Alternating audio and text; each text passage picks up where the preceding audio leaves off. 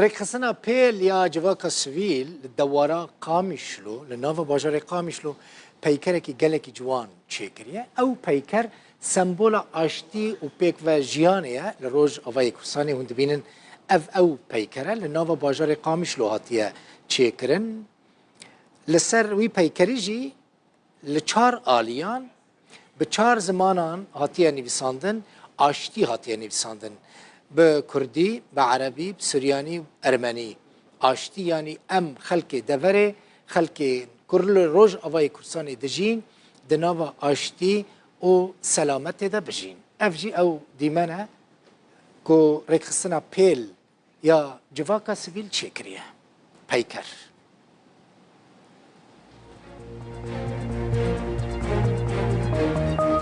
دستین وان کسان صاحبه که در رکخستنا پیل دانه و اف پیکر جوان چیکرنه دستی واجی صاحبه مالا واجی آوابه و تماشاکر از خاطر و بخوازم روز شمیه ساعت 7 جاره کدن لویداری و دبینم حتی و دمه بمینوت خوشیده خاطری و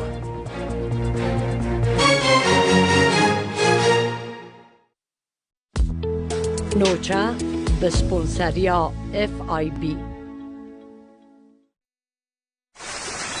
لباجار قامیشلو هفدیتنک بناوه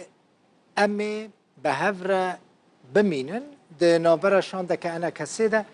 به سروکتی سلیمان اوسو آمده بونا بردف که وی فیصل یوسف لگل هجمارک چالاکوان و کسیتین روشنبیری و جواکی دین خریستیان و پیکاتین دنده اف هفدیتن چه بو؟ دوی هفدیتنه ده مجارین وکا پیک و جیانه آشتیا جواکی ده ناورا خلق وی هریمه ده هاته گوتو بیش کرن وی هفدیتنه نه که تایبت جبور داوی هات نشاند كملتقى نبقى معا ملتقى اجتماعي أم هفدور دمينا نجي وكون دمينا أكيد نمثل شريحة معينة من المجتمع المسيحي يهمنا كثير دائما نكون منفتحين على كل الناس. حتى مجي بيك بجين هفدور جيمين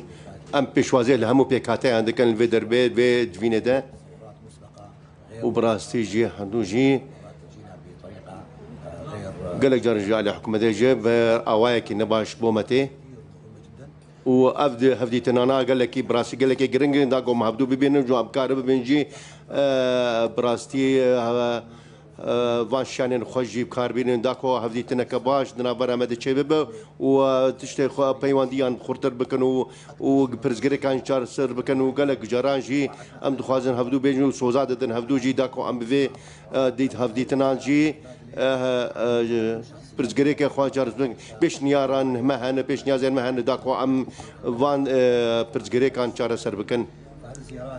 هي مهمة وضرورية ومفروض تكون تتواصل دفيق وام هفدو لهفدو بقداري بكونوا جيب بكار من جي برزقري كان جواك اخوجي چار سر بكن